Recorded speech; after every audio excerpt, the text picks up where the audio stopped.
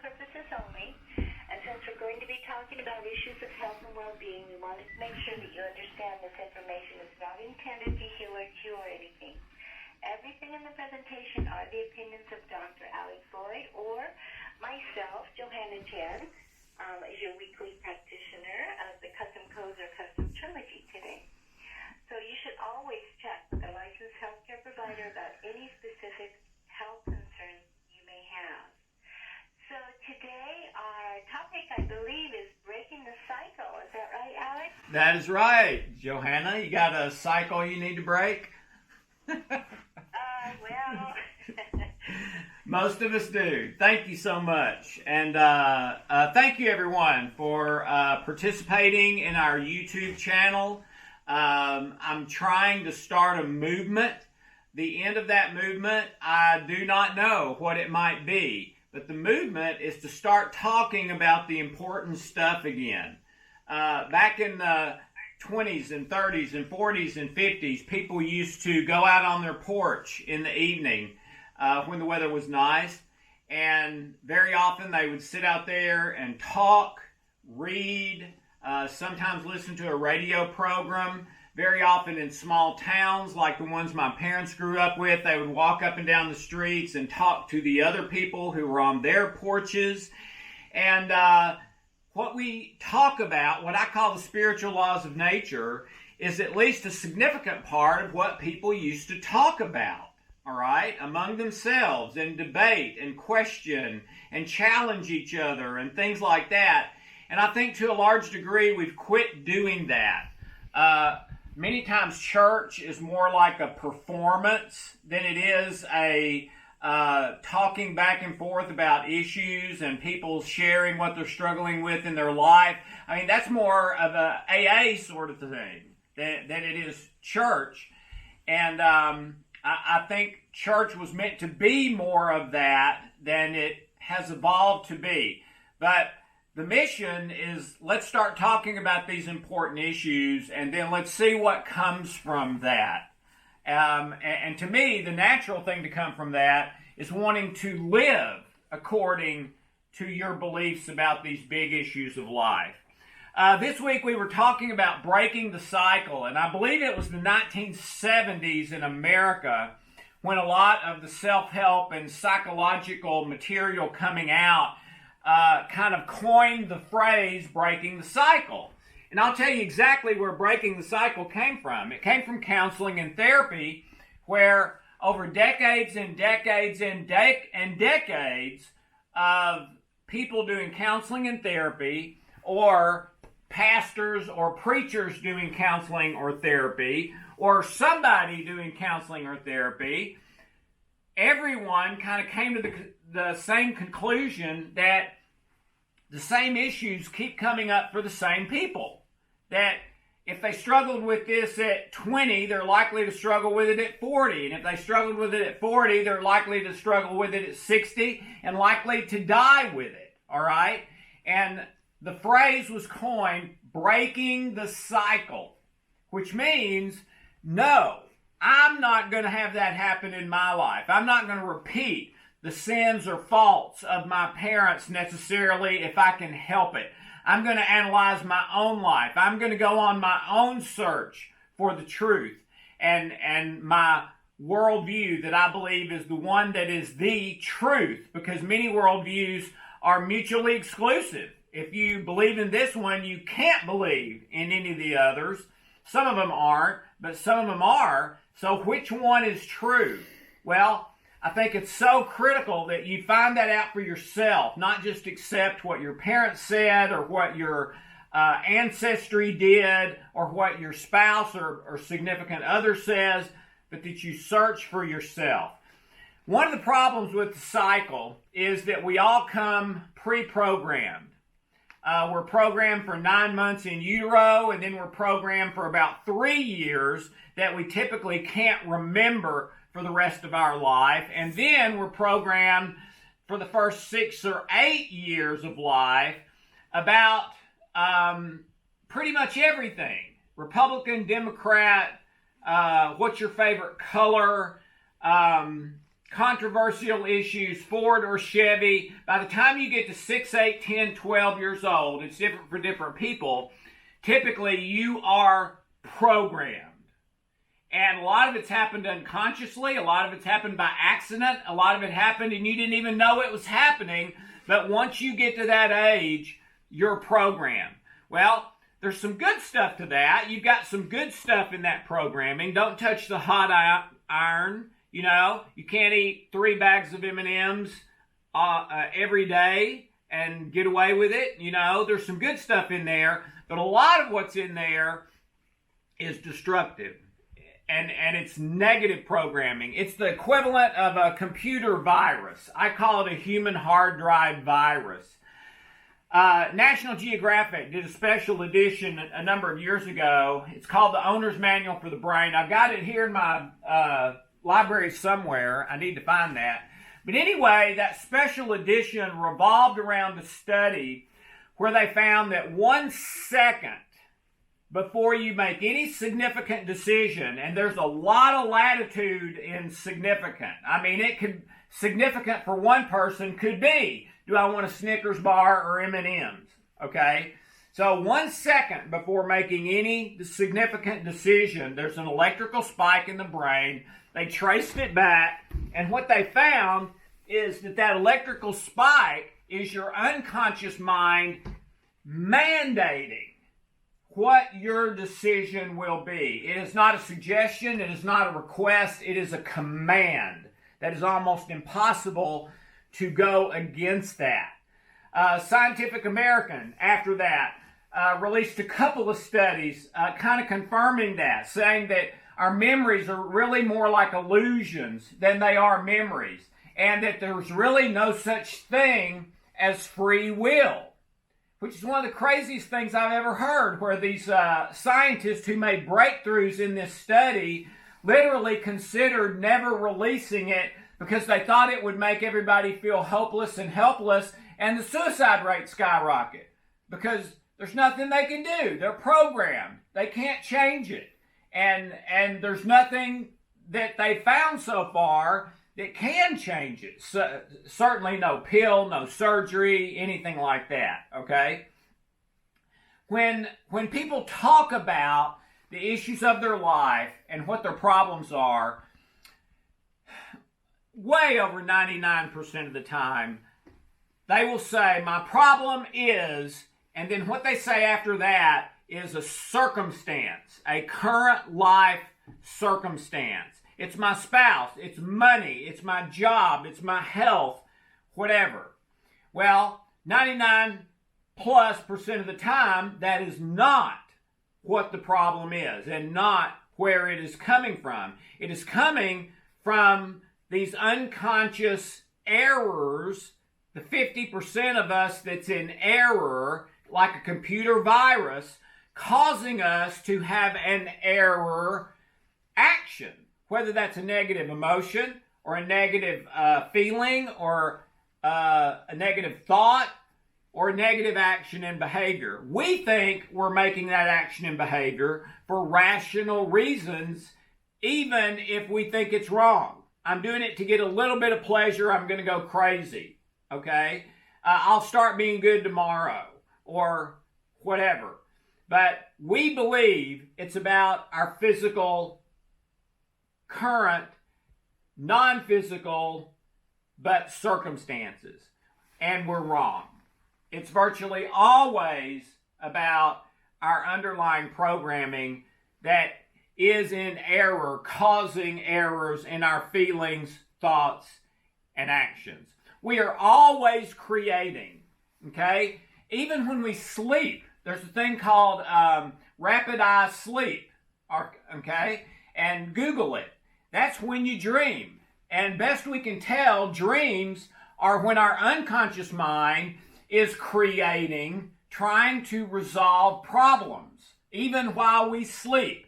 And the whole time we're awake, we are constantly creating through our image maker. That is the single creative force in the history of mankind. The primary one, before everything else. The architect has it in his mind, in his image maker, before it goes on paper, and then before it becomes bricks and concrete. And that's always been true. My mentor shared with me something that helped me tremendously in this regard years ago, and it was this. The first event is where you lost your peace. Okay? I remember stealing a candy bar when I was 4 years old from the 5 and 10 cent store in South Pittsburgh, Tennessee. And man, I felt like I was going to explode before I got out of that store. And then after I ate it, it didn't taste that great anyway, and I felt this horrible guilt for on and on and on. I can't remember the first time I lied, but I know I felt horrible after that too, okay?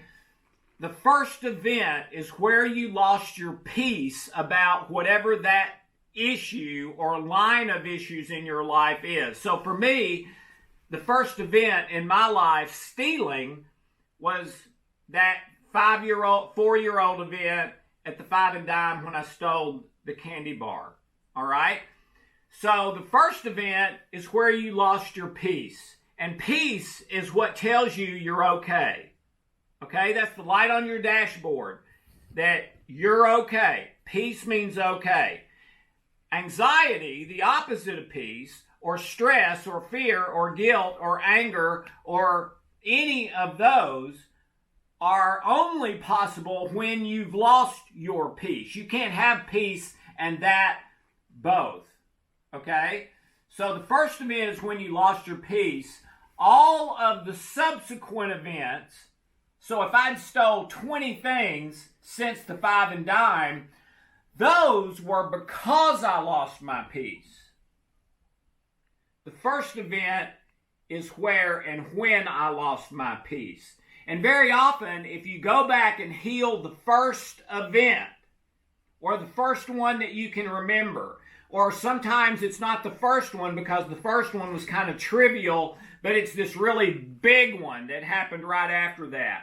So if you can heal the first or biggest event, very often that whole line of addiction or negative habits, or today we're calling it the cycle, will heal on its own and usually pretty quickly. So you need to consciously, with your intention, use your image maker. Okay, and I would start this way. What are the worst memories of my life? What are the most negative relationships of my life? What are the negative turning points in my life? What are the points that if I could go back to, I would, and do something different there? All right? And you need to do two things. Number one is you need to fix the errors. You need to fix the human hard drive viruses. And typically that is more in the interpretation of the event than the actual facts. Like when I was about 11 or 12 years old, my dad hit me repeatedly and said, "Alex, you're never going to amount to anything." Okay? And that dominated the next 15 years of my life. Okay? In a very, very negative way. Well, the problem wasn't that I was remembering the facts wrong. That did happen. The problem was my interpretation, which was, hey, if my dad says I'm never going to amount to anything, then I'm never going to amount to anything. And then I started living that out, feeling it, thinking it, literally for the next 15 years until my wife threw me out of the house, which was the best thing, one of the best things that ever happened to me. Okay? Because it broke, what came after that allowed me to break that cycle. So number one, find all those negatives in your life and then say, okay, is there a wrong, erroneous interpretation attached to this memory? And if there is, then use your image maker to create that memory with the correct interpretation, which I would say is the most positive possible interpretation that you actually believe. Okay?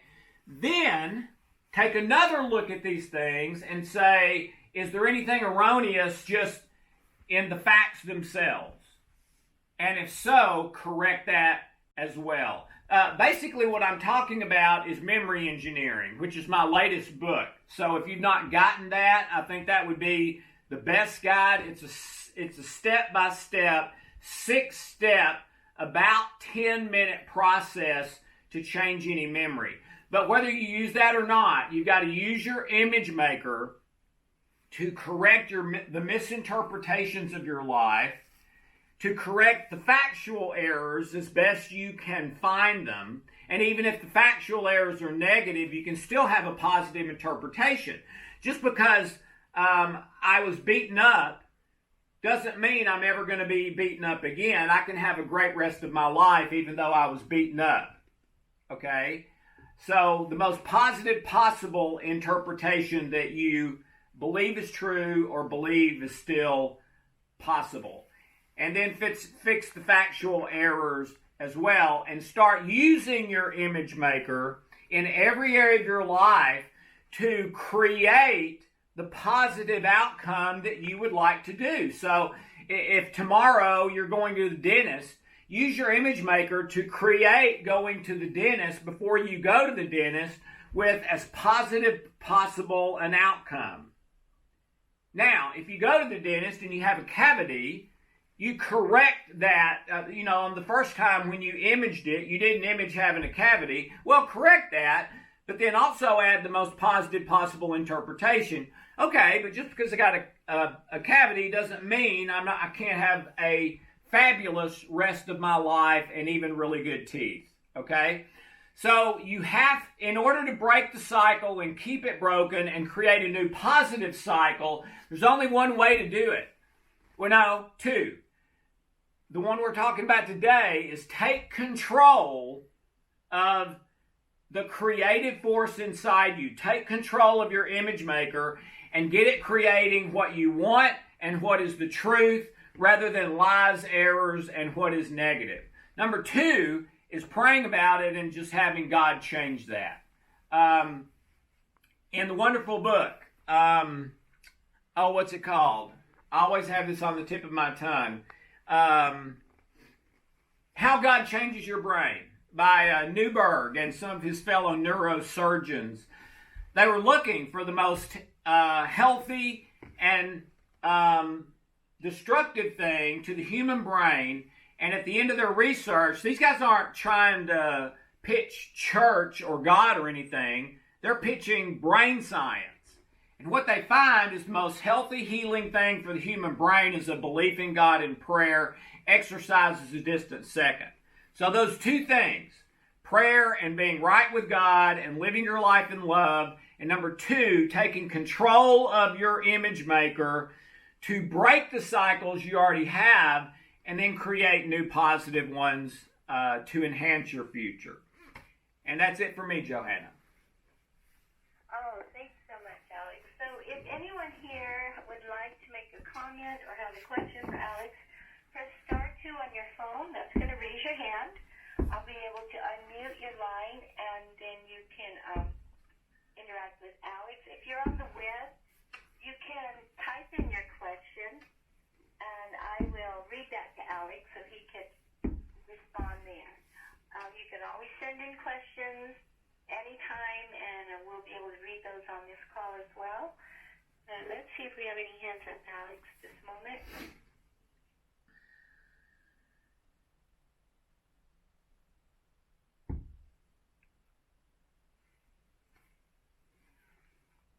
All right. I don't see any hands up today, Alex.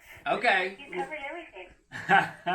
I doubt that. But that is fine. But please remember the whole point of this, at least for me, start talking about these issues to your significant other, to your parents, to your children, to your siblings, to your neighbors, to people at work, people that you meet. Let's start talking about stuff that matters and start living by what's most important. And have a wonderful, blessed day. Love you, Johanna. Thank you. Love you too, Alex. And thank you.